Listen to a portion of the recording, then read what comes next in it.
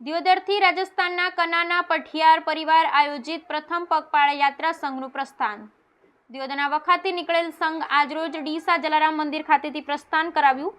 ડીસાના જલારામ મંદિરથી પઠિયાર પરિવાર દ્વારા આયોજિત કનાના ગુગા મહારાજનો પ્રથમ પગપાળા સંઘનું પ્રસ્થાન કરાયું.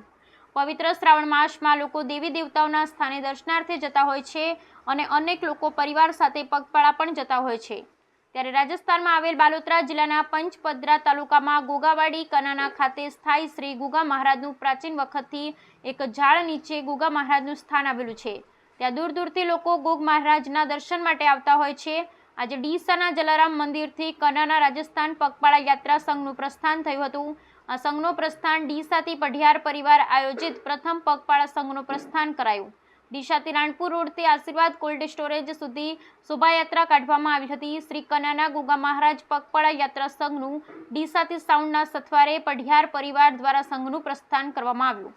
આ પ્રસંગે મોટી સંખ્યામાં પઢિયાર પરિવાર, માળી સમાજ પરિવાર આ સંઘમાં જોડાયા હતા અને સાઉન્ડના સથવારે સમસ્ત ભક્તો ઝૂમી ઉઠ્યા હતા.